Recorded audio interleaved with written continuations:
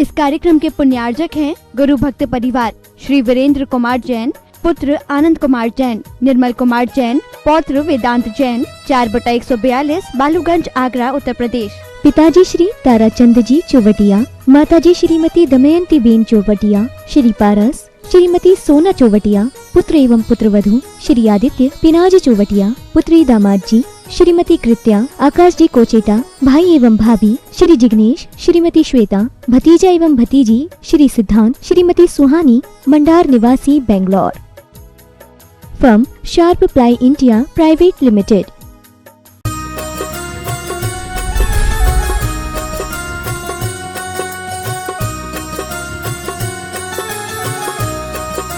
बोलिए चिंतामणि पार्श्वनाथ भगवान की, बोलिए परम पूज्य गुरु राजा श्री विद्यासागर जी महामुनि राज की, बोलिए परम पूज्य 108 परमान सागर जी महामुनि राज की, बोलिए परम पूज्य क्षुल्लक 105 श्री आदर्श सागर जी महाराज की। संत शिरोमणि आचार्य भगवान 108 विद्यासागर जी महाराज के परम प्रभावक शिष्य, प्रखर वक्ता, गुणायतन प्रणेता, भावना योग के प्रवर्तक, शंका समाधान के जनक, परम पूज्य मुनि श्री 108 प्रमाण सागर जी महाराज सत्संग कुनकुरी छत्तीसगढ़ में विराजमान है। कुनकुरी वासियों का पुण्य का उदय, मुनि श्री के सानिध्य में पूरा छत्तीसगढ़, पूरा कुनकुरी धर्म की प्रभावना से प्रभावित हो रही है। आज रायपुर, बगीचा, कटनी, दुर्ग से भक्तगण आकर दर्शन किए। मुनि श्री द्वारा प्रतिदिन शंका समाधान कार्यक्रम के माध्यम से सर्वसाधारण जन सीधे मुनि से जुड़कर अपने धर्म और जीवन व्यवहार से जुड़ी जटिलतम शंकाओं को सटीक समाधान पाकर अनुभूत हो रही हैं।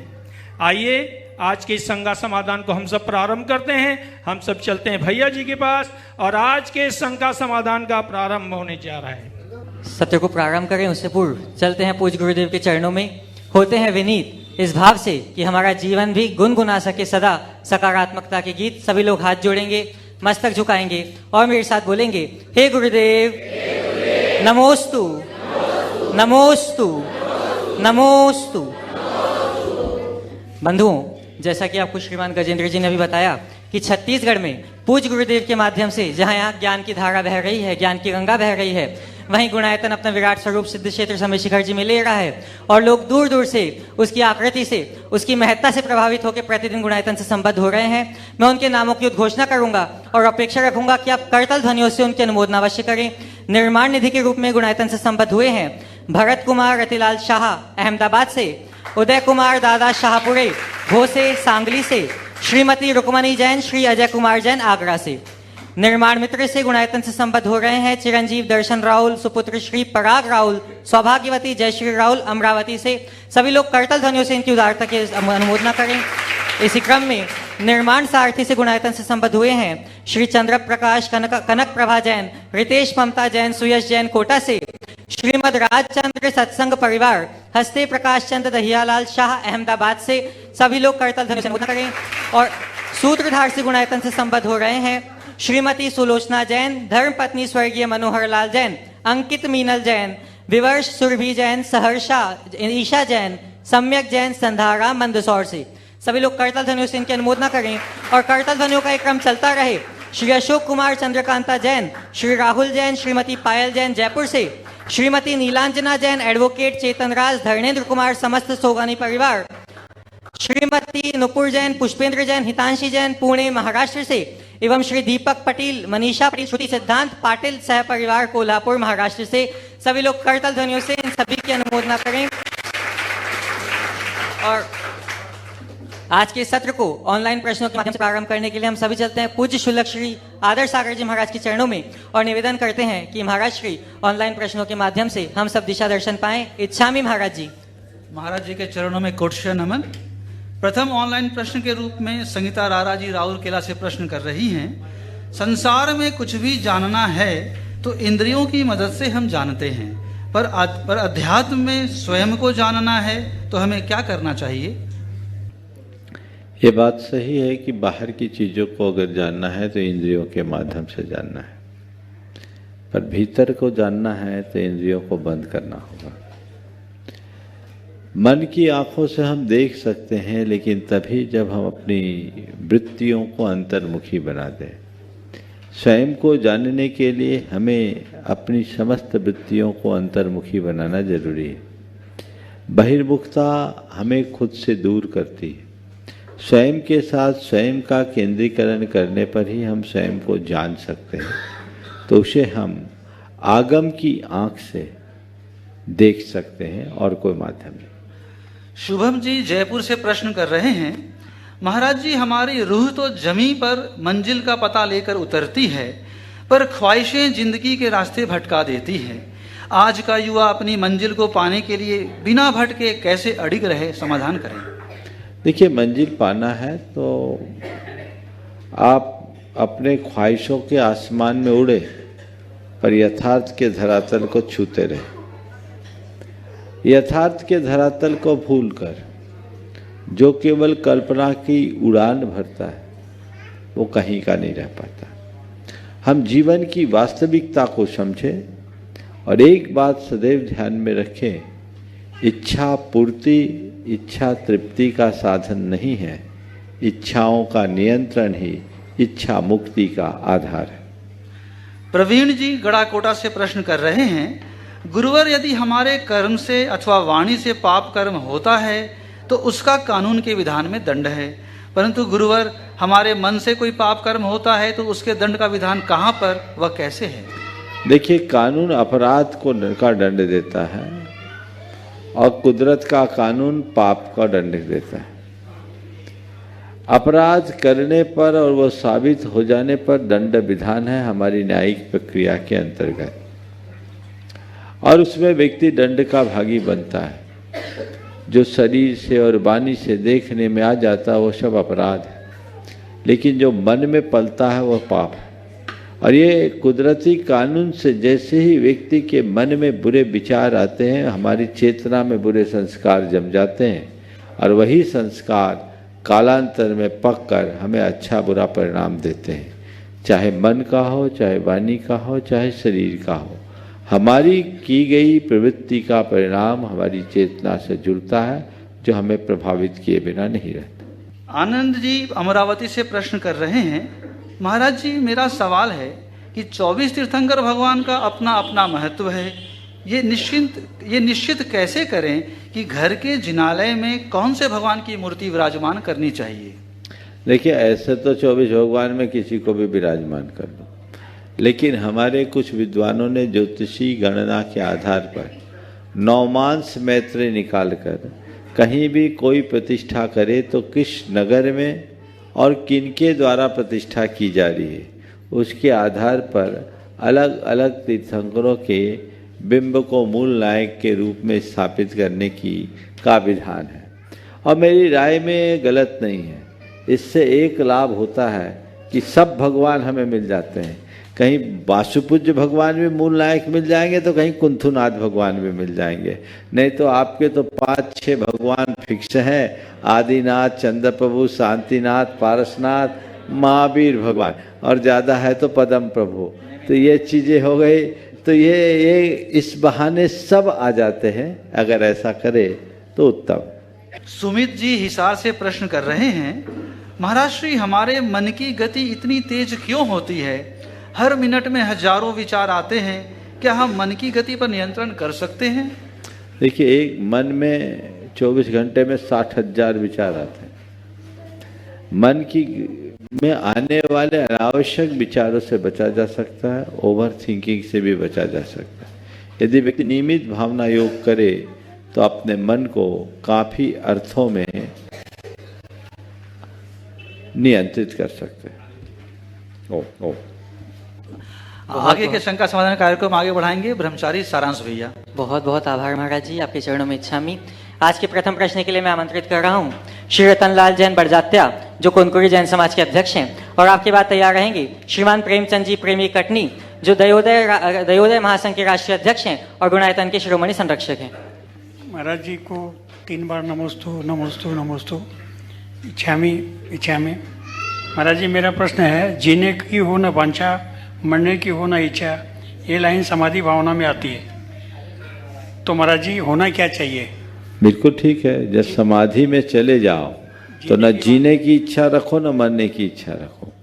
जब तक मेरी आयु हो मैं जीऊंगा और जब मेरी आयु पूरी होगी मरूंगा, लेकिन मैं न जीने वाला हूं न मरने वाला हूं, मैं तो अजर अमर अविनाशी आत्म तत्व हूं। ये दृष्टि हो। एक छोटा सा प्रश्न है महाराज जी, मंदिरों में 3 ही द्वार क्यों बनाए जाते हैं? हाँ, मंदिरों में 3 ही द्वार क्यों बनाए जाते हैं? चौथे तरफ तो भगवान रहते हैं, अधिकतम 3।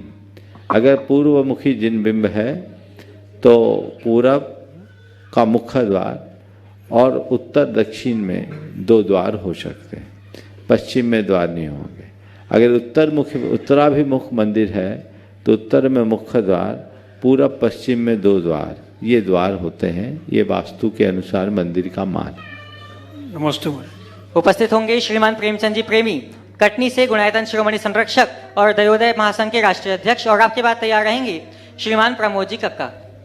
मेरे आराध्य गुरुवर के चरणों में बारंबार नमोस्तु, छुल्लक जी के चरणों में इच्छामि। गुरुदेव, दयोदय महासंघ परिवार की ओर से भी बारंबार नमोस्तु। गुरुदेव, आजकल ये जो नाम रखते हैं अपने प्रतिष्ठान का, या तो भगवान के नाम पे रखते हैं, या आज ही एक कविता सुनी है जिसमें उन्होंने बड़ी मार्मिक अपील करी है, या जैसे जैन भोजनालय आदि रखते हैं, महावीर वस्त्रालय, तो उन्होंने उसमें ये घटाया है कि जिनके ऊपर कपड़े का एक धागा भी नहीं उनके नाम पे महावीर वस्त्रालय नाम रखा, और जैन भोजनालय नाम रखा तो रात रात तक खुला रहता है। तो इसके लिए मार्गदर्शन करें, कैसा क्या करना चाहिए? देखो, इसमें 2 दृष्टियां हैं। प्रतिष्ठान का नाम कोई ना कोई तो रखना है। अब हम किसके नाम से रखें? भगवान के नाम से रखे, गुरुओं के नाम से रखे, या अपने धर्म और समाज की पहचान के आधार पर रखे? यदि इस नाम से रखते तो असंगत कुछ नहीं दिखता। इसमें हमारी एक पहचान बनती है, पता लगता है ये प्रतिष्ठान किनका है। लेकिन अगर ऐसा नाम रखते हैं तो हमें उसकी मर्यादा का ध्यान रखना चाहिए। अगर तीर्थंकरों के नाम से अपने प्रतिष्ठान को संचालित कर रहे हैं, यदि गुरुओं के नाम से प्रतिष्ठान संचालित कर रहे हैं, तो ऐसा कोई काम न करे कि कोई कहे तो अमुक प्रतिष्ठान में ऐसा गड़बड़ हो गया। ये मर्यादा की सुरक्षा रखना जिम्मेदारी है। जहाँ तक भगवान महावीर के नाम से वस्त्र भंडार रखना, तो महावीर भगवान ने दुकान थोड़ी खोली भाई, भगवान महावीर के अनुयायियों ने खोली। वस्त्रों का परित्याग भगवान महावीर ने किया कि उनके सारे अनुयायियों ने? भगवान महावीर ने किया। तो भगवान महावीर ने वस्त्र का धागा अंगीकार नहीं किया, पर उनके भक्तों ने तो किया ना। तो जो भक्त है भगवान महावीर के भक्त, भगवान महावीर वस्त्र भंडार संचालित कर रहे हैं, तो उसमें क्या बुरा? लेकिन उनमें वो आदर्श भी दिखना चाहिए। लेकिन कभी कभी इसका विपरीत प्रभाव भी दिखता है। एक बार एक ब्रह्मचारी ने मुझे एक घटना सुनाई, बुंदेलखंड की घटना है, बड़ी पुरानी। बोला, मैं बस से यात्रा कर रहा था, एक सज्जन बैठे और संतों की चर्चा चलने लगी, तो वो कह रहे थे विद्यासागर बराबर पैसा किसी के पास नहीं। क्या बात है? बोले देखो कितना, देखो जितनी गाड़ियां सड़कों में दिखती है सब में ज्ञान का सागर विद्यासागर लिखा है। विद्यासागर ट्रेवल्स, विद्यासागर ट्रांसपोर्ट, और हजारों तो दुकानें। तो ब्रह्मचारी पहले पूरी बात सुनता और उसके बाद उनको समझाया कि भैया वे तो निर्गंथ साधु हैं, उनके पास तो तिलतुस मात्र भी परिग्रह नहीं है। ये जो आप सोच रहे हैं ये उनके नहीं, उनके भक्तों के प्रतिष्ठान है जो उनके नाम से चल रहा है। समझ गए? तब तो कई बार इसका विपरीत प्रभाव भी दिख जाता है, इसलिए सावधानी रखना भी अपेक्षित है। नमोस्तु। उपस्थित होंगे श्रीमान प्रमोद जैन, गुणायतन संस्थापक सदस्य कक्का, और आपके बाद तैयार रहेंगे दासानुदास श्री अनिल जैन, कटनी से। गुरुदेव के चरणों में शास्त्री परिवार का अनंत कोटि नमोस्तु। शोलक जी के चरणों में इच्छामी। महाराज जी, सबसे पहले तो मैं कुनकुरी समाज का हृदय से आभार व्यक्त करना चाहता हूँ। भले ही 37 घर की समाज है, लेकिन 370 घर से कम नहीं। बहुत बढ़िया उनका अतिथि संविभाग है, बहुत ही प्रासुक और इतनी बढ़िया जगह उन्होंने यहाँ बना के रखी है कि धर्म की ध्वजा को उन्होंने निश्चित ही उतंग किया है। और उनका पुण्य भी है कि आपके चरण कुनकुरी में रुके हुए हैं। मैं पुनः उनका हृदय से आभार व्यक्त करता हूँ। बात गुरुजी यहाँ से शुरू होती है कि नदी पार करने के बाद मनुष्य नाव छोड़ देता है। यात्रा पूरी होने पर यात्री अपनी सवारी छोड़ देता है। विद्या पूरी होने पर शिष्य स्कूल जाना छोड़ देता है। भोजन करने के बाद अतिथि घर छोड़ देता है। मतलब निकलने पर स्वार्थी व्यक्ति उपकारी को छोड़ देता है। हे गुरुदेव, छोड़ने की बात जब आती है तो सारे भोग उपभोग की वस्तुओं का भोग भोगने के बाद भी इसके परिणाम छोड़ने के क्यों नहीं बनते हैं, ये प्रश्न खड़ा होता है। बहुत अच्छी बात कही। नदी पार करने के बाद नाव छोड़ देते हैं, यात्रा पूरी होने पर सवारी छोड़ देते हैं, काम पूरा होने पर घर छोड़ देते हैं, और मतलब निकल जाने पर स्वार्थी उपकारी को छोड़ देता है। उपकारी को छोड़ देते हैं। ये छोड़ना बड़ा आसान है। ये सब चीज़ें पूरी हो जाते इसलिए छोड़ देते हैं, पर मनुष्य की भोगेशना कभी पूरी नहीं होती इसलिए छोड़ नहीं पाते। जिस दिन तुम्हारी भोगेशना पूरी हो जाएगी, तृप्त हो जाओगे, वो सब नीरस लगने लगेगा, उसी क्षण विरक्त हो जाओगे। जिनने छोड़ा है उन्होंने इसलिए नहीं छोड़ा कि उनकी बुभुक्षा शेष थी, उन्होंने इसलिए छोड़ा कि उन्हें लग गया कि ये बुभुक्षा कभी पूरी होने ही वाली नहीं है। मन भर गया, सब छूट गया, उचाट आ गया। जब तक भोगों की आकांक्षा जीवित है तब तक आसक्ति बनी रहेगी, विरक्ति नहीं आ सकती। और भोगाकांक्षा खत्म होते ही विरक्ति का भाव आता है, मन तृप्त हो जाता है, कहता नहीं अब बहुत हो गया, इन सब चीज़ों की ज़रूरत नहीं। तो भगवान से यही प्रार्थना करो कि अब जल्दी पेट भर जाए, मन भर जाए, ताकि उधर से मुख मोड़ कर आगे बढ़ा जा सके। नमोस्तु। अपना प्रश्न प्रस्तुत करेंगे परम गुरु भक्त श्री अनिल जैन, कटनी से, और आपके बाद तैयार रहेंगी श्रीमती सपना काला। मेरे आराध्य गुरुदेव के चरणों में दासानुदास अनिल गड़ाकोटा का बारंबार नमोस्तु। चोलक जी को इच्छामी। गुरुदेव, इस संसार की बड़ी विचित्र दशा होती जा रही है। जब मुझे चलना नहीं आता रहा तो लोग हाथ पकड़ के चलना सिखाते रहे। अब आज जब मुझे चलना आने लगा है तो लोग गिराने में लगे हुए हैं। ऐसा क्यों? ऐसा इसलिए कि आपने ठीक तरीके से चलना सीखा कि नहीं सीखा। यदि आपने चलना सीखा है तो कोई कितना भी गिराएंगे आप गिर नहीं पाएंगे। इसलिए गिराना तो स्वाभाविक है, उनको गिराने का काम करने दो, आप चलना का काम बनाए रखो, जीवन सफल हो जाए। नमस्ते गुरुदेव। श्रीमती सपना काला, और आपकी बात तैयार रहेंगे संजय गंगवाल। गुरुदेव के चरणों में कोटि कोटि नमन। इच्छामी महाराज जी, वंदना भैया जी। महाराज श्री संस्कृत में एक श्लोक है, विद्या ददाति विनयम विनयात याति पात्रतान।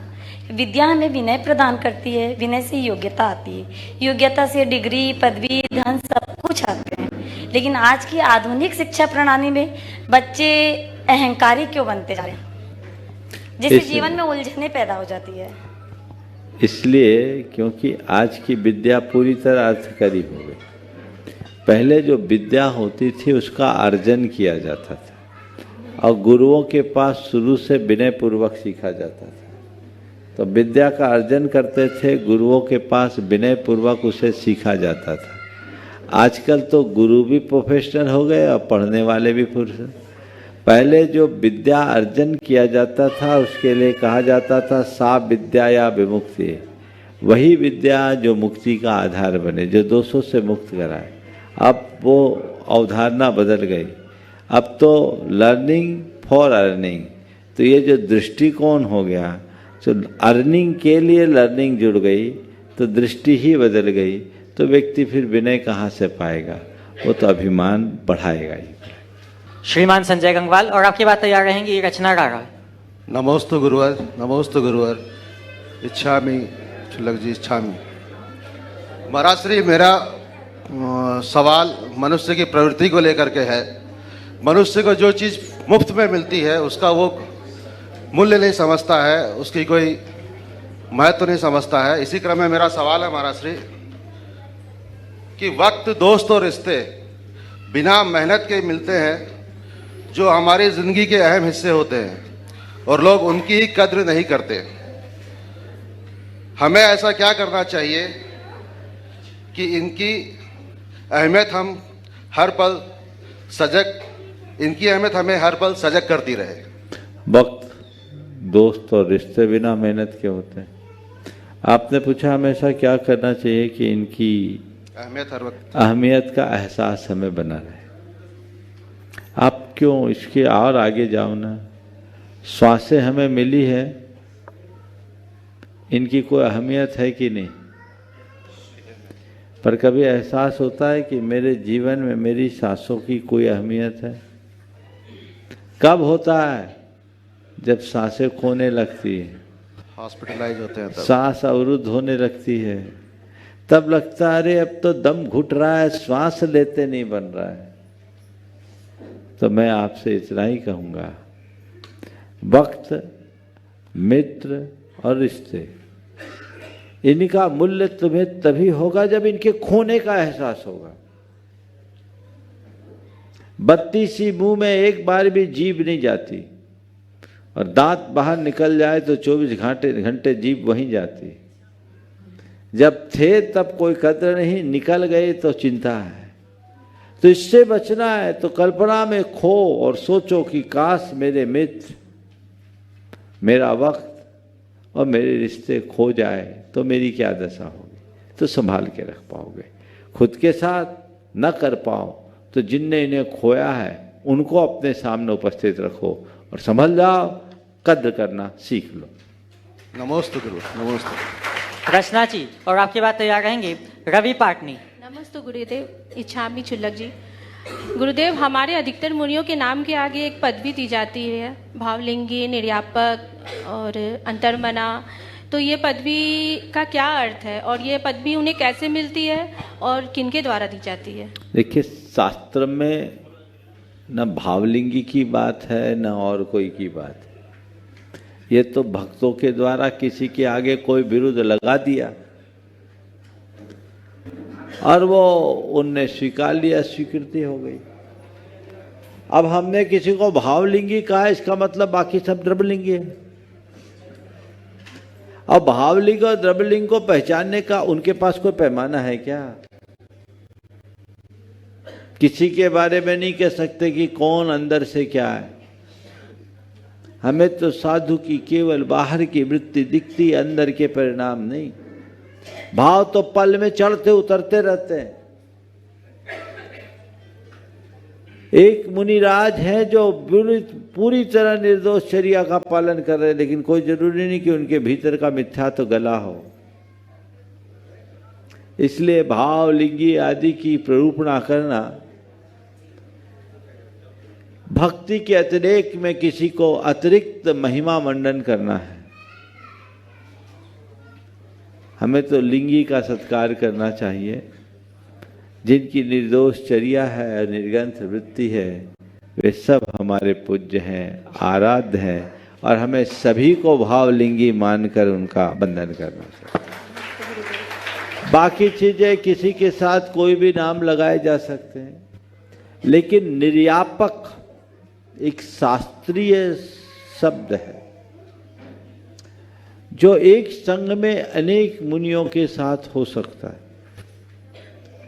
जैसे क्लास का एक मॉनिटर होता है, वैसे ही संघ में गुरु कईयों को निर्यापक बना सकते हैं। आचार्य कुंद ने निर्यापक के संबंध में प्रवचन सार में लिखा, लिंग गहने तेसिम गुरुत्ति पब्बद्य दाय गो हो दी छेदेशु उठवगा शेषा निज्जावया होती। कि दीक्षा ग्रहण करते समय दीक्षादायक तो गुरु होता है, लेकिन गुरु से दीक्षा मिल जाने के उपरांत उनको पढ़ाने लिखाने या उनका अन्य कार्य संपन्न करने का दायित्व जिनके कंधों पर है वो निर्यापक हो सकते हैं। और निर्यापक निज्जावया होती, बहुवचन बताया, एक नहीं अनेक। तो निर्यापक एक शास्त्रीय शब्द है और इस शब्द का, इस दायित्व का सबसे पहला प्रयोग गुरुदेव ने किया। चूंकि इतना विशाल संघ है, वो जानते हैं कि संघ के संचालन के लिए क्या व्यवस्थाएं करनी चाहिए, इसलिए उन्होंने अपनी दृष्टि में जिसे इस योग्य समझा उन्हें निर्यापक बनाया। तो निर्यापक एक दायित्व है जो शास्त्रीय है, बाकी भक्तों की परिणति और फिर उस साधु विशेष की अपनी दृष्टि। नमस्ते गुरुदेव। रवि पाटनी और आपके बाद तैयार रहेंगे अवनी गोधा बगीचा से। हे भगवान नमोस्तु। भगवान, अभी 8 तारीख को हमारे यहाँ एक नन्हा मेहमान आया।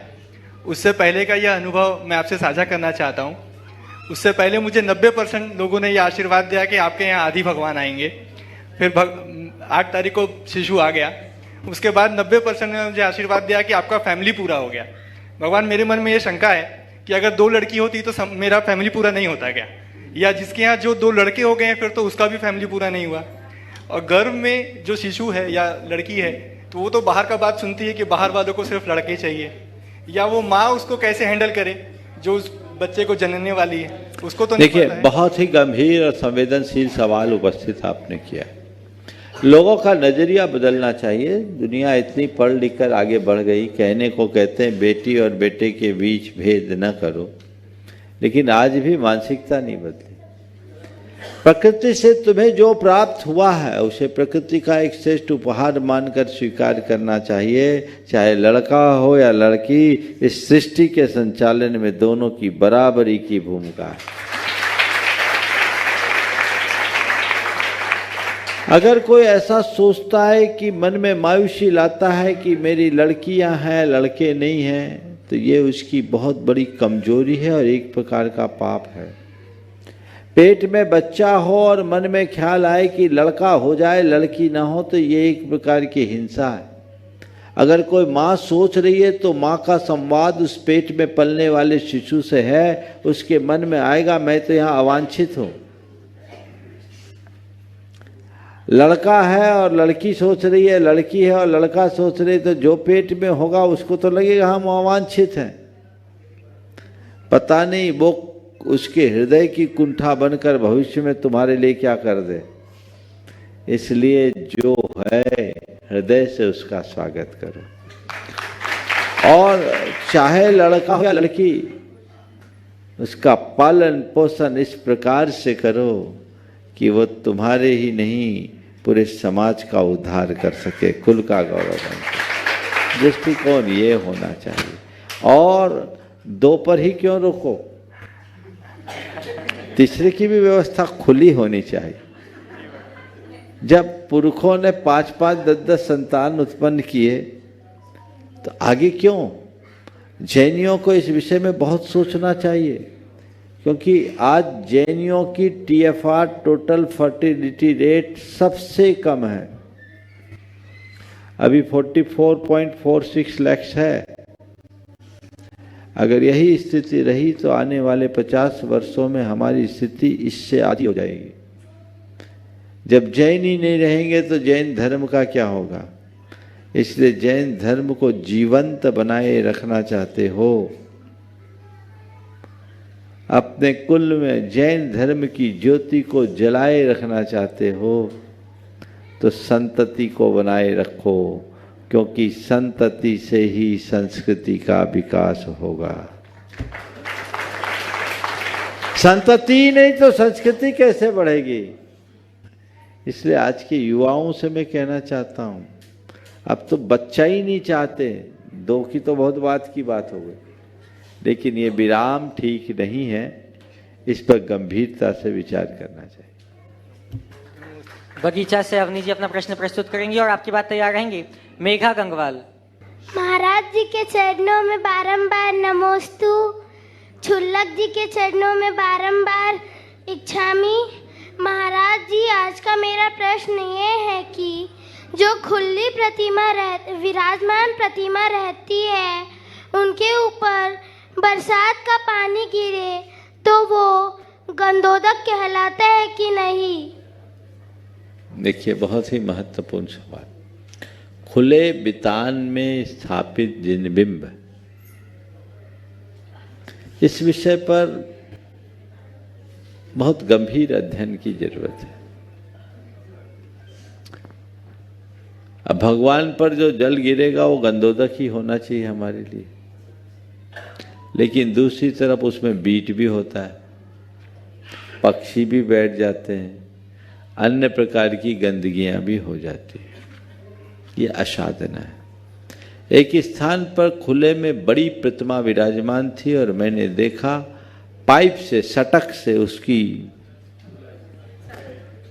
सफाई की जा रही थी। तो ये अभिनय,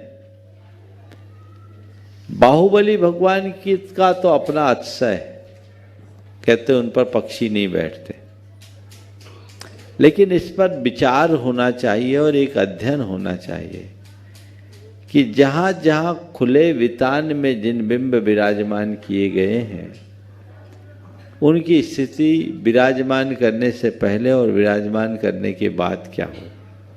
कोई भी स्कॉलर ये काम करे और देश भर में जहाँ जहाँ हो तो एक तथ्यात्मक रिपोर्ट सामने आ सकती और उससे समाज का बड़ा भला होगा। आजकल बड़े बड़े जिन बिंब विराजमान करने का चलन हो गया, अच्छी बात है, पर इस पर एक अध्ययन हो, क्योंकि ये बातें थोड़ी खटकती है। उसमें जो गंदगी होती है, पक्षी बैठते हैं, अन्य प्रकार की गंदगी और अवमानना होती, उसका क्या परिणाम। एक बार इसका कोई ठोस अध्ययन करे, देश भर में ऐसी 200-400 स्थलों पर होंगे, उनका पूरा व्यापक अध्ययन करके समाज के बीच उसे तथ्यात्मक रूप में रखा जाए तो इसके बहुत अच्छे परिणाम आ सकते हैं। कोई भी स्कॉलर इस काम को कर सकता है, यदि कोई करे तो हम उसे बहुत प्रोत्साहित करना चाहेंगे, ये काम आगे बढ़ना चाहिए। मेघा गंगवाल उपस्थित होंगी और आपके बाद तैयार रहेंगी सुनील पाटौदी। नमोस्तु महाराज जी, इच्छामी छुल्लक जी। महाराज जी, मेरा प्रश्न ये है कि जब हम लोग कुएं में बाल्टी डालते हैं तो बाल्टी खुद कुएं के अंदर झुकती है, फिर वो बाहर पानी लाती है। वैसे ही आज के युग में यदि हम लोग झुकना चाहते हैं तो लोग सोचते हैं ये तो और झुक रही है, फिर उसको और झुका दिया जाता है। तो क्या महाराज जी आज के युग में झुकना सही है? जो झुक रहा है उनको समझना चाहिए कि भरने के लिए झुकना जरूरी है। जब भी हम झुक रहे हैं, उठेंगे तो भर के उठेंगे। सोचना क्या है, बाल्टी झुकती है तो भरती है, झुकेगी नहीं तो नहीं भरेगी। तो हम झुक नहीं रहे हैं, हम तो अपने आप को भर रहे हैं, ऐसा दृष्टिकोण रखो। और झुका दिया जाता है, झुका देने जाओ, उठेंगे तो भर के ही उठेंगे, ऐसा सोचो। नमस्ते महाराज। सुनील पाटौदी उपस्थित होंगे और आपके बाद तैयार रहेंगी प्रीति छापड़ा बगीचा से। मुनि श्री के चरणों में नमोस्तु नमोस्तु नमोस्तु। छुल्लक जी के चरणों में इच्छामी इच्छामी इच्छामी। महाराज श्री, अनुमोदना क्या है, इससे क्या लाभ है, किसी प्रसंग के माध्यम से बताएं। अनुमोदना क्या है, इसका क्या लाभ? किसी के द्वारा किए गए किसी सत्कृत्य का समर्थन, मानसिक वाचिक कायिक, ये अनुमोदना है। जैसे आपने कोई अच्छा काम किया, सपोज आपने दान किया, सब लोगों ने हर्षित होकर के आपके दान का समर्थन किया, ये क्या है? अनुमोदना। तो उस अनुमोदना से, अच्छे कार्य का अनुमोदन करने से पुण्य का बंध होता है और बुरे कार्य का अनुमोदन यानी समर्थन करने से पाप का बंध होता है। इसलिए हमें इस बात पर सदैव ध्यान रखना चाहिए। अच्छे कार्य की अनुमोदना करने में चूकना नहीं चाहिए और बुरे कार्य की अनुमोदना से सदैव बचना चाहिए। प्रीति छाबड़ा उपस्थित हों और आपके बाद तैयार रहेंगे अन्नू बड़जात्या। नमस्ते महाराज जी, इच्छामी छुलक जी। महाराज जी, मेरा प्रश्न यह है कि आयु बंध क्या होता है और ये हमें कैसे पता चलता है, और आयु बंध होने से व्यवहार में कोई परिवर्तन आता है क्या? देखिए, आयु कर्म 8 कर्मों में एक कर्म, 8 कर्मों में आयु कर्म को छोड़कर शेष 7 कर्म तो 24 घंटे बनते रहते हैं। आयु कर्म हर समय नहीं बंधता। आयु कर्म बंधने का एक नियम है।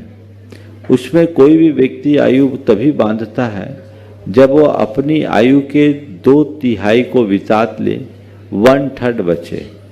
जैसे किसी की 81 वर्ष की आयु हो तो वह 54 वर्ष की आयु में पहली बार आयु कर्म बांधने के योग्य होगा। लेकिन कोई जरूरी नहीं कि 54 वर्ष की उम्र में वो आयु बांध ही ले, क्योंकि आयु बांधने के लिए कुछ विशेष प्रकार के परिणाम चाहिए होते हैं, विशेष जाति के परिणाम। वो विशेष जाति के परिणाम वैसे हो गए तब तो आयु बंध गई। अब मान लीजिए 54 वर्ष की आयु में आयु नहीं बंधी, तब वो कितने साल का बचा? 27 साल का। अब 27 साल का 2/3 निकाल दीजिए, यानी 18 साल और बीत जाने दीजिए, अर्थात 72 वर्ष की आयु में दूसरी बार आयु बांधने के लायक होगा। अगर 72 साल की उम्र में उसकी आयु नहीं बंधी, तब उसकी आयु बची 9 वर्ष की, उसमें से 6 वर्ष निकाल दीजिए तो 78 वर्ष की उम्र में तीसरी बार आयु बांधने के लायक होगा। अगर वहाँ भी नहीं हुआ तो उसकी आयु बची 3 साल की, 2 साल निकाल दीजिए, 80 वर्ष की उम्र में चौथी बार। ऐसे 8 मौके आएंगे, समझ गए? तब वो आयु बांधता है। अब रहा सवाल आयु बंध के बाद व्यवहार में परिवर्तन। देवायु को छोड़कर अन्य कोई आयु का बंध हो गया तो वह जीव संयम ग्रहण नहीं कर पाएगा, संयम के प्रति उसकी रुचि नहीं रह पाएगी। तो यदि संयम ग्रहण करने की रुचि, अनुव्रत महाव्रत अंगीकार करने की रुचि है, तो मान करके चलना अभी मेरी आयु नहीं बंधी है, और बंधी है तो देवायु बंधी। अन्नू बड़जात्या और आपके बाद तैयार रहेंगे अजय गंगवाल। महाराज जी के चरणों में बारंबार नमोस्तु नमोस्तु नमोस्तु। छुलक जी के चरणों में इच्छामी बंदामी भैया जी। महाराज जी हमारे यहाँ भगवान को वीतरागी माना जाता है। भगवान तो 18 दोषों से रहित होते हैं, जिनमें राग, द्वेष, भूख, प्यास सभी आते हैं। और हम राग मतलब आसक्ति, लगाव, और द्वेष मतलब झगड़ा, शत्रुता। तो हम संसारी लोग द्वेष को ज़्यादा बुरा मानते हैं। तो मेरा प्रश्न ये है कि हम हमारे भगवान को वीतद्वेषी क्यों नहीं कहते, वीतरागी ही क्यों कहते हैं? जो वीतरागी होगा वीतद्वेषी अपने आप हो जाएगा। द्वेष पहले, राग हटा तो द्वेष अपने आप हट जाएगा, लेकिन जहाँ राग है वहाँ द्वेष जरूर रहेगा। समझ गए? यत राग है पदम धत्ते द्वेषस् तत्रेति निश्चय। अगर किसी से एक से राग होगा तो दूसरे से द्वेष होगा, और राग खत्म हो गया तो ना राग बचेगा ना द्वेष। समझ गए? इसलिए भगवान को वीतरागी कहते हैं। वीतराग शब्द में वीत द्वेष भी अपने आप समाहित। अजय गंगवाल उपस्थित होंगे और आपके बाद तैयार रहेंगे सौरभ काला। मुनि के चरणों में बारंबार नमोस्तु नमोस्तु नमोस्तु। छुल्लक जी के चरणों में इच्छामी इच्छामी इच्छामी। हे मुनिवर, मेरी जिज्ञासा है, जीवन लीला समाप्त होने के पहले जीवन का परम अर्थ क्या होना चाहिए? मुनिवर, क्या जीवन का परम अर्थ स्वार्थ है या परमार्थ? परम अर्थ क्या है? परम यानी उत्कृष्ट, अर्थ यानी प्रयोजन। जीवन का परम प्रयोजन क्या, उत्कृष्ट प्रयोजन क्या है? धन पैसा कमाना, पद प्रतिष्ठा पाना, मौज मस्ती करना, भोग विलास करना, अथवा जीवन का उत्थान करना। क्या है परम प्रयोजन? बोलिए। जीवन का उत्थान करना। तो बस इससे पहले कि तुम्हारी अर्थी उठे, जीवन के परम अर्थ को जान लो कि मैंने ये जीवन किस लिए पाया, और जिसके लिए पाया उसके लिए जियो। विडंबना यह है कि मनुष्य पूरी जिंदगी जी लेता है पर उसे यही पता नहीं होता क्यों जी रहे। एक दफे मैंने पूछा, भैया क्यों जी रहे हो, क्यों जी रहे हो? तो इस सभा में एक ने उत्तर दिया, इसलिए कि अभी मरे नहीं है। अभी मरे नहीं है, वो जीते जी भी मरे समान है। तो जीवन के अर्थ को जानो, जीवन के ध्येय, जीवन के प्रयोजन को, जीवन के उद्देश्य को समझना ही परम अर्थ है। नमस्ते महाराज। और अब काला उपस्थित होंगे और आपके बाद तैयार रहेंगे दीपांकर जी अपनी पूरी टीम के साथ। नमोस्तु महर्षि, नमोस्तु महर्षि, नमोस्तु महर्षि। इच्छा में चलो महर्षि, मेरा क्वेश्चन ये है कि हम श्रावक जब मुनियों की पूजा करते हैं, आरती करते हैं, पाद प्रक्षालन करते हैं, उस समय आप लोग के मन में क्या चलता है? मतलब जब भगवान होते थे तब भी उनका ऐसे ही होता था क्या? बहुत अच्छा सवाल किया है। मुझे नहीं मालूम औरों की, पर मैं अपनी बता देता हूँ। जब आप पूजा आरती पाद प्रक्षाल आदि करते हो ना, तो मेरे मन में यही आता है कि ये जो मेरे साथ कर रहे हैं भगवान, मैं उस लायक बना रहूं, बस ये भावना बनी रहे।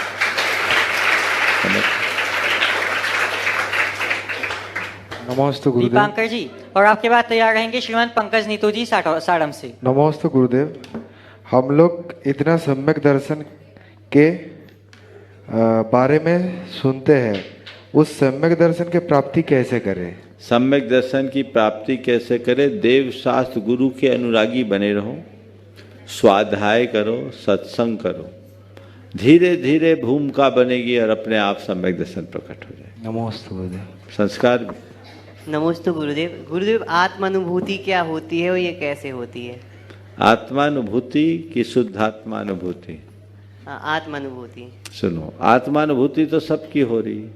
जितने भी संसार में कोई अपने को रागी के रूप में, कोई द्वेषी के रूप में, कोई कामी के रूप में, कोई क्रोधी के रूप में, कोई मोही के रूप में, कोई लोभी के रूप में। शुद्धात्मानुभूति बहुत ऊपर की चीज है। अपनी आत्मा को केवल जानने देखने रूप अनुभव करना, ये शुद्धात्मानुभूति है। और ये समस्त प्रभावों को त्याग कर आत्मा का आत्मा के साथ केंद्रीकरण करने पे होता है, जो कि केवल बीत रागी मुनियों के जीवन में संभव। नमस्ते। पंकज नीतू जी पाटौदी साड़म से, और आपके बाद तैयार रहेंगे अनूप कुमार जैन श्री प्रमाण सागर सेवा संघ। नमोस्तु महाराज जी। इच्छा में चुल्लक जी, वंदना भैया जी। महाराज जी, जब कोई मुनि विहार करते हैं तो उनकी तो निर्जरा होती है, लेकिन उनके साथ जो श्रावक साथ में विहार करते हैं तो उनकी भी निर्जरा ही होती है या कर्म भी बंद होते हैं? देखिए, श्रावक जो विहार कर रहा है वो क्या कर रहा है? वो क्या कर रहा है? बैयावृत्ति कर रहा है। बैयावृत्ति सेवा है। सेवा से पुण्य का बंध भी होता है और पाप की निर्जरा भी। दोनों काम उसको होता है। विशिष्ट पुण्य लाभ होता है। सामान्य स्थान में गुरुओं की सेवा करना अलग बात, और विहार काल में उनके बिचर्या में सहायक बनना, आहार आदि में सहयोग देना, ये सातिशय पुण्य के बंध का कारण है और पाप के विशेष क्षय का निमित्त। नमोस्तु महाराज। अनूप जी श्री प्रमाण सागर सेवा संघ के सभी सदस्यों के साथ, और आपके बाद तैयार रहेंगे अमित पाटौदी। गुरुदेव के चरणों में प्रमाण सागर सेवा संघ के सभी भाइयों की तरफ से तैयार नमोस्तु नमोस्तु नमोस्तु। गुरुदेव, कहा जाता है कि जिसने खुद को जितना खर्च किया है, लोगों ने उसे गूगल पर उतना ही सर्च किया है।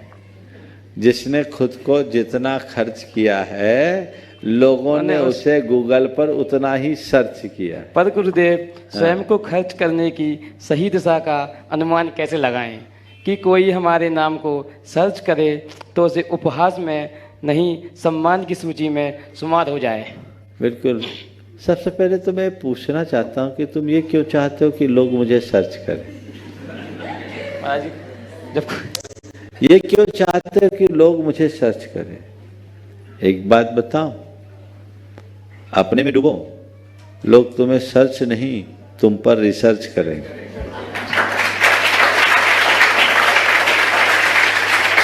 सच तो किसी को भी किया जा सकता है, लेकिन मजा तब है जब रिसर्च हो, और उसके लिए खुद को खपाना पड़ेगा। जो खुद को खपाता है वही कुछ पाता है। तो खुद को खपाओ, तभी कुछ पाओगे। व्यक्ति उपलब्धियां तो बहुत कुछ पाना चाहता है, लेकिन उसके लिए लगाना कुछ नहीं चाहता। तो व्यक्ति अपने आप को तपाए, निखारे, जिससे जीवन को बेहतर बनाया जा सके। नमोस्तु गुरुदेव, नमोस्तु। अमित पाटौदी जी अपना प्रश्न प्रस्तुत करेंगे और आपके बाद तैयार रहेंगे आरव गोधा बगीचा से। नमोस्तु गुरुदेव। इच्छामी महाराज, महाराज जी जब हम मंदिर जाते हैं दर्शन करने के लिए तो हम चावल या अर्घ लेकर क्यों जाते हैं? और यदि रिक्त पानी न कर्तव्यम देवता गुरु दर्शन। देवता और गुरु का दर्शन कभी खाली हाथ नहीं करना। और यदि हम कभी भूल जाए तो क्या करना चाहिए? जेब का सिक्का निकाल के चला दो, वो तो होगा। वो भी नहीं रहे, कभी सुबह सुबह मंदिर आते तो हो सकता वो भी नहीं रहे तो भगवान से प्रार्थना करो, भगवान ऐसा आशीर्वाद दो कि जेब भरी रहे। आरव गोधा बगीचा से और आपके बाद तैयार रहेंगे गजेंद्र जी पाटनी, गुणायतन ट्रस्टी। नमोस्तु महाराज जी। इच्छामी शुल्लक जी, मेरा प्रश्न यह है, मैं अभिषेक करता हूँ, 24 भगवान की मूर्ति का अभिषेक कर सकते हैं क्या? देखिए 24 का लोग करने लगे, लेकिन अभिषेक के लिए कायदे से चल बिंब होना चाहिए। चल बिंब में कोई एक प्रतिमा जी जिनको आसानी से अभिषेक पीठ पर विराजमान किया जा सके और भव्यता के साथ अभिषेक किया जा सके, न बहुत बड़ी हो न बहुत छोटी हो। 24 का प्रयोग नहीं करना चाहिए। वो 24 प्रक्षाल करने योग है। एक फलक पर 24 प्रतिमा जी है, आपने सोचा हम 24 का अभिषेक कर दे तो एक दूसरे भगवान पर एक दूसरे भगवान के पैरों का जल जाएगा। ये उचित नहीं है। एक बिंब का ही अभिषेक होना चाहिए। ठीक है। गजेंद्र जी पाटनी, गुणायतन ट्रस्टी, और आपके बाद तैयार रहेंगे शोभित जी कासलीवाल। नमोस्तु नमोस्तु नमोस्तु मुनिवर। इच्छामी इच्छामी इच्छामी। मुनिवर, जैसे अभी आया ये प्रसंग, उसे हम लोग मंदिर जी में जो पूजा करते हैं तो बहुत से लोग कायसोर जब करते हैं तो नमनतानम सिद्धांत हो गया और बाकी लोग खड़े रह जाते हैं। क्या वो सही है? और दूसरा महर्षि, हम लोग बेड पर बैठकर, गद्दे पर बैठ के, बेड पे पलंग पर बैठ के क्या माला फेर सकते हैं? वो सही है? देखिए, नमोकार मंत्र पढ़ना और नमोकार पढ़ने का नेग करना, इसमें अंतर है। ज़्यादातर लोग नेक करते हैं, बस उंगलियां घुमा देने का नाम कायोत्सर्ग। कायदे से 27 उच्छ्वास का एक कायोत्सर्ग होता है। 27 उच्छ्वास में 9 बार नमोकार जप जाते हैं। श्वास लिया, छोड़ा, लेने पर नमो अर्हंतानम, छोड़ने पर नमो सिद्धानम, लेने पर नमो आयरियानम, छोड़ने पर नमो वज्रायनम, पुनः लेने में नमो लोए और छोड़ने में सबसावनम।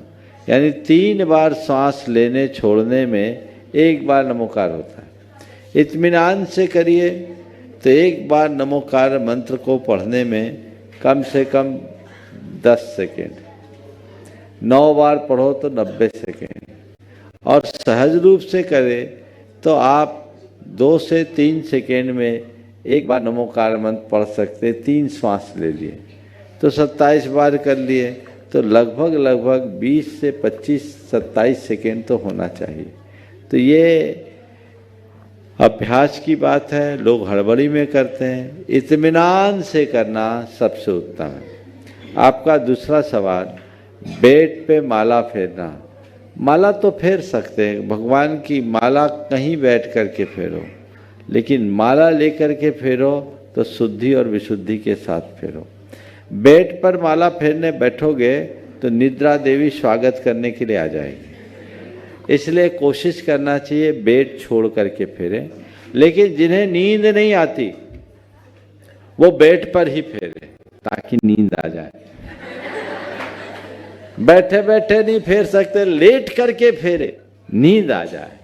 समझ गए? जब भी रात्रि में ऐसी बेचैनी हो, नींद ना आए, नमोकार जप सकते हैं, लेकिन माला लेकर नहीं, उंगलियों से। बाहर जैसे होटलों में बैठे रहे तो ना बिना माला के। होटलों में भी अलग से चेयर्स तो रहते ही हैं, जहाँ तक बने अनुष्ठान को अलग से करें ताकि प्रमाद मुक्त हों, पर सामान्य रूप से करना है तो कर सकते। शोभित जी कासलीवाल, और आपके बाद तैयार रहेंगे वसंत रागा। गुरुवर के चरणों में बारंबार नमस्तु नमस्तु नमस्तु। चुलक जी के चरणों में बारंबार क्षामी क्षामी क्षामी। महाराज जी, मेरा प्रश्न है, जो हम अभिषेक करते हैं तो कलश पूरा भरा हुआ होना चाहिए या आधा कर सकते हैं क्या? और अभिषेक करें तो पूरा कलश से पूरे जल से करना चाहिए या फिर थोड़े से करना चाहिए? देखो, एक दो आदमी अभिषेक करने वाले हों तो जी भर कर अभिषेक करो, और जब अभिषेक करने वाले बहुत ज्यादा हों तो व्यवस्था देख के अभिषेक करो। समझ गए? नमस्ते गुरुदेव। वसंत जी, और आपके बाद तैयार रहेंगे मंजू कासलीवाल। नमस्ते महाराज श्री। महाराज श्री, जिज्ञासा यह है कि सबसे पहले तो आप ये बताइए कुनकुरी गांव कैसा लगा, और कोई कमी है तो वो बताएं, और उसके बाद में आज की जो मानसिकता बन रही है हर समाज में, हर दृष्टिकोण से, कि छोटे गांव अछूता रह जा रहा है कि हमारे यहाँ बहू हैं और हम उनसे मतलब आज ये हो जा रहे हैं, वंचित हो जा रहे हैं, और बड़े शहर वाले विवाह करना नहीं चाहते हैं। देखो, आपने पूछा कुनकुरी गांव कैसा लगा। अरे हमें यहाँ बसना थोड़ी है जो हम जांचें, ये तो वो जांचेगा। लेकिन मुझसे पूछो तो मुझे तो सब अच्छा ही लगता है, और मैं भावना भाता हूँ कि सबको ऐसे ही अच्छा लगे। रहा सवाल जो आपने दूसरा सवाल किया, बड़ा ज्वलंत सवाल है। आजकल छोटे स्थानों में लोग विवाह संबंध करना नहीं चाहते। ये आने वाले समय के लिए एक विकराल समस्या का रूप लेगी। अगर सब लोग ऐसा करते रहेंगे तो छोटे गांवों और शहरों का क्या होगा, उनका निर्वाह कैसे होगा? वहाँ मंदिर है, हमारा इतना सब धरोहर है, वो कैसे टिकेगा? सब महानगरों में चले जाएंगे तो फिर क्या होगा? ये फैशन बदलना चाहिए, छोटे और बड़े जगह का भेद बदल देना चाहिए। टेक्नोलॉजी के युग में अब सब चीज़ें सब जगह सुलभ हो गई, इसलिए छोटे स्थान को गौण करने की जगह अच्छे स्थान को देखना चाहिए। छोटा और बड़ा नहीं, हम खोटी जगह नहीं देंगे, छोटी जगह दे सकते हैं। पर इसमें भी आप लोगों का नज़रिया दोहरा है। अपनी बेटी को बड़ी जगह देना चाहेंगे तो तुम्हारे यहाँ कौन अपनी बेटी देना चाहे? बेटियों से मैं कहना चाहता हूँ, अगर अपने धर्म और संस्कृति को जीवंत बनाए रखना चाहते हो तो खुद चुनाव करो। अच्छा घर देखेंगे, अच्छा भर देखेंगे, न शहर देखेंगे न गांव देखेंगे। ये सोच अगर विकसित होती है तो सब चीज़ें जीवन में सहज होगी। समय हो गया। परम पूज्य गुरुदेव का स्वास्थ्य स्थिर बना हुआ है, गुरुदेव का स्वास्थ्य स्थिर बना हुआ है। हम सब उनके स्वास्थ्य के शीघ्र सुधार और पूर्ण लाभ की मंगल भावना से पहले जाप करेंगे, उसके बाद आगे काम करेंगे। चलिए। ओम ह्रीम अर्हं श्री पार्श्वना जिनेन्द्राय नमो नमः।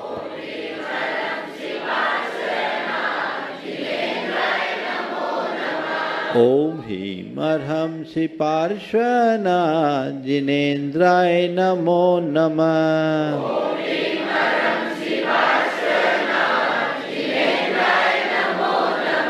ओम ह्रीम अर्हं श्री पार्श्वना जिनेन्द्राय नमो नमः।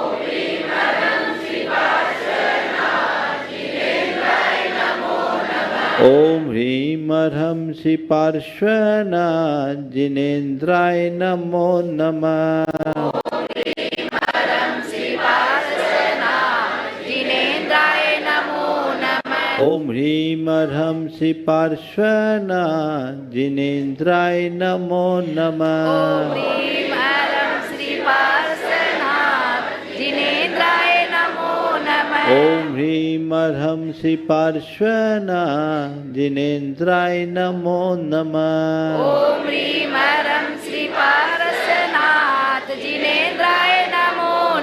ओम ह्रीं अर्हंसि पार्श्वनाथ जिनेन्द्राय नमो नमः। ओम ह्रीं अर्हंसि पार्श्वनाथ जिनेन्द्राय नमो नमः। ओम ह्रीं अर्हंसि पार्श्वनाथ जिनेन्द्राय नमो नमः। ओम ह्रीं अर्हंसि पार्श्वनाथ जिनेन्द्राय नमो नमः। ओम ह्रीं अर्हंसि पार्श्वनाथ जिनेन्द्राय नमो नमः। ओम ह्रीं अर्हंसि पार्श्वनाथ जिनेन्द्राय नमो नमः। ओम ह्रीं अर्हंसि पार्श्वनाथ जिनेन्द्राय नमो नमः। ओम ह्रीं अर्हंसि पार्श्वनाथ जिनेन्द्राय नमो नमः। ओम ह्रीं अर्हंसि पार्श्वनाथ जिनेन्द्राय नमो नमः। ओम ह्रीं अर्हंसि पार्श्वनाथ जिनेन्द्राय नमो नमः।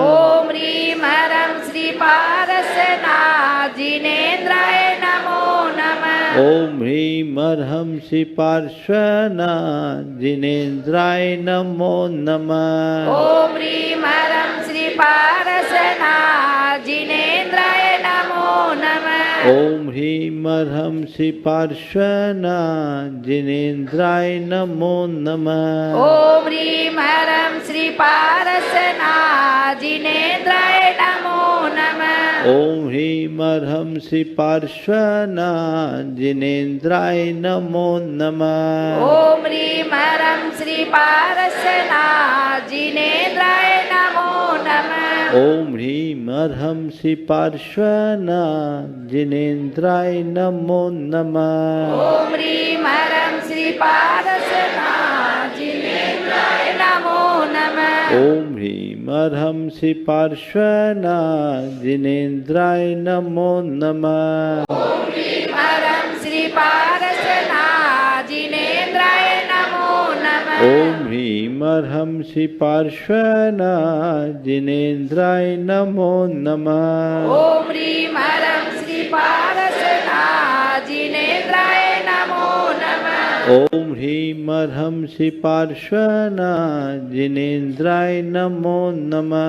ओम ह्रीं अर्हंसि पार्श्वनाथ जिनेन्द्राय नमो नमः। ओम ह्रीं अर्हंसि पार्श्वनाथ जिनेन्द्राय नमो नमः। ओम ह्रीं अर्हंसि पार्श्वनाथ जिनेन्द्राय नमो नमः। ओम ह्रीं अर्हंसि पार्श्वनाथ जिनेन्द्राय नमो नमः।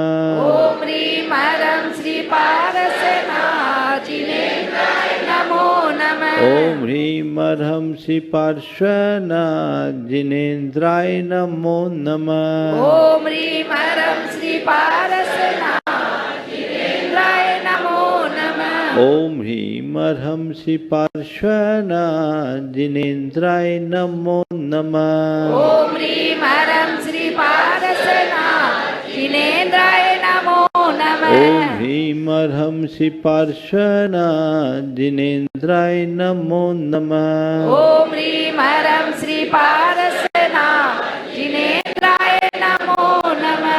ओम ह्रीं अर्हंसि पार्श्वनाथ जिनेन्द्राय नमो नमः। ओम ह्रीं अर्हंसि पार्श्वनाथ जिनेन्द्राय नमो नमः। जय बोलो चिंतामणि श्री पार्श्वनाथ भगवान की जय। परम पूज्य आचार्य गुरुवर श्री विद्यासागर जी महाराज की जय। परम पूज्य गुरुवर श्री प्रमाण सागर जी महाराज की।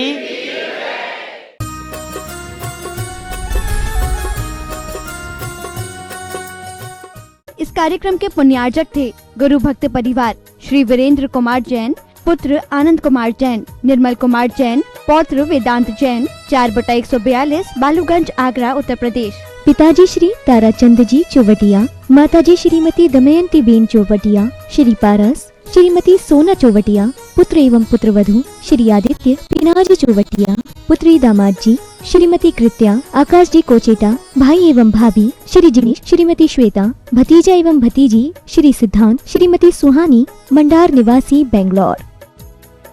Firm sharp ply India private limited.